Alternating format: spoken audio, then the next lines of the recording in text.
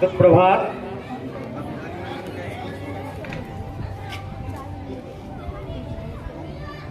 आज के इस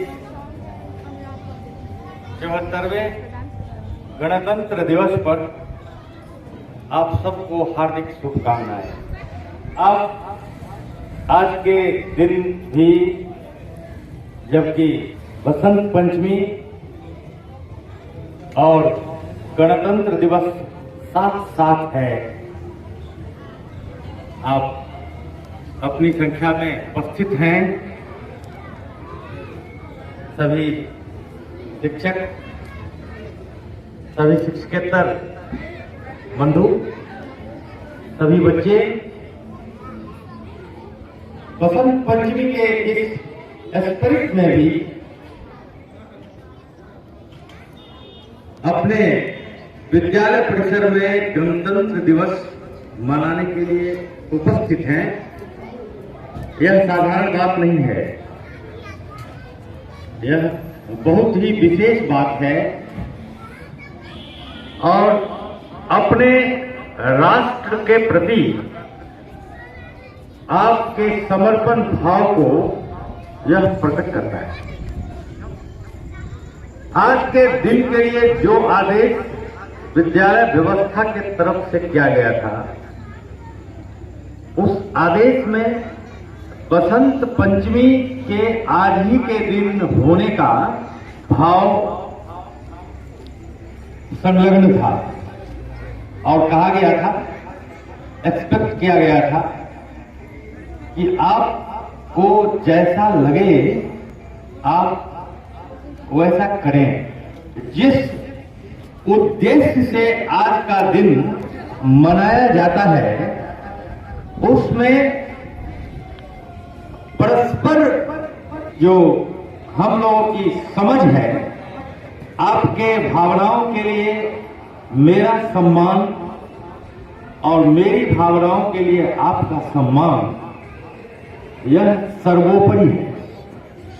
यदि हमने अपने संविधान को लागू किया तो उस संविधान के क्रियान्वयन में एक दूसरे के हित को संरक्षित करना, एक दूसरे के भावनाओं का सम्मान करना, किसी ऊपरी स्तर के व्यवस्था के द्वारा निचले स्तर के व्यवस्था का संरक्षण करना और निचले स्तर के व्यवस्था को ऊपर वाले स्तर के साथ सही समायोजन, यही फेडरेशन का धर्म है। आप में से कुछ बच्चे स्टैंडर्ड 9th 10th में पहुंच गए।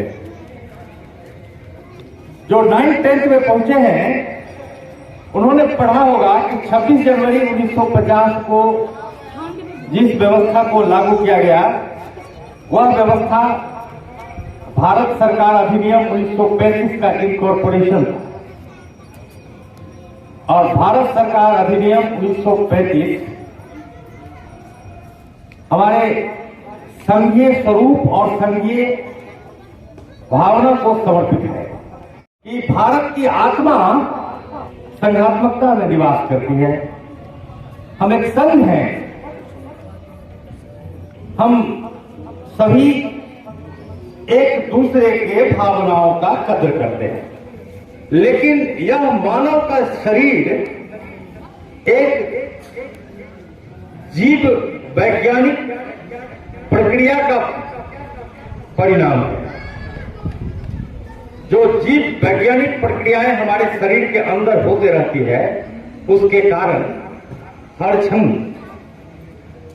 कुछ न कुछ परिवर्तन हमारे शारीरिक और मानसिक पटल पर होते रहता है, जिसके कारण आप महसूस करते होंगे कि प्रत्येक वर्ष एक इंद्रिय प्रवृत्ति है जो हमेशा किसी एक बात या व्यवस्था से बंद कर न रहने की इच्छा संविधान के भाव में जिन परिकल्पनाओं को संजोया गया उसके प्रति हमारे समर्पण का व्यवहार में हमारे संविधान और हमारी सरकार से हमारी अपेक्षाएं अपने लिए बुनियादी आवश्यकताओं को पा लेना ही रह गया, जबकि यह सरकारी तंत्र, यह प्रजातंत्र, यह संस्थागत ढांचा, यह संवैधानिक तंत्र कि इसमें कोई यदि ऐसा हो कि कमजोर हो तो यह अनपेक्षित नहीं है। जहां लोग होंगे, जहां जन होंगे, वहां सभी तरह के जन होंगे। किसी की कैपेबिलिटी कुछ अधिक होगी, किसी की कार्य करने की क्षमता थोड़ी कम होगी, लेकिन बुनियादी आवश्यकता सबकी बराबर है। लेकिन अपने बुनियादी आवश्यकता को यदि हम अपने तरह से परिभाषित कर लें, यह नगण्य हो जाएगी और वह अपने बुनियादी आवश्यकताओं को भी नहीं पा सकेगा।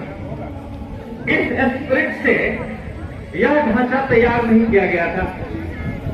हमारे संविधान के ढांचा का निर्माण जो हुआ था, उसमें हमने रिजोल्यूशन लिया था कि हमको कोलैबोरेट करना है, हमको एक दूसरे का सहयोग करना है। यदि हम कुछ ज्यादा कर सकते हैं तो इसका अर्थ यह नहीं है कि हमको कुछ ज्यादा पाना भी है। वास्तव में ये डेमोक्रेसी, आप यह जानते हैं कि यह हमारे लिए एक नेगेटिव पॉइंट था कि जिस दिन हमने 26 जनवरी 1950 को इस संविधान को लागू किया था, उस दिन हमारे यहाँ लिटरेसी बहुत कम थी। बहुत सारे लोग तो ऐसे थे जो मुख्य धारा से जुड़े भी ना थे, उनको पता ही नहीं था कि यह देश स्वतंत्र हुआ।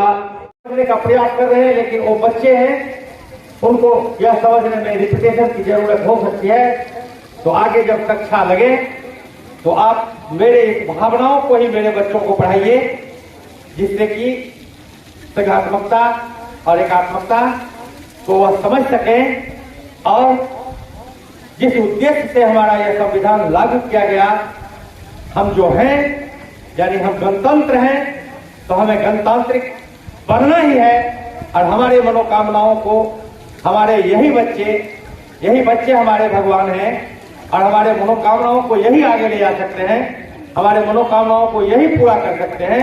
इसके लिए इन्हें तैयार करें। धन्यवाद।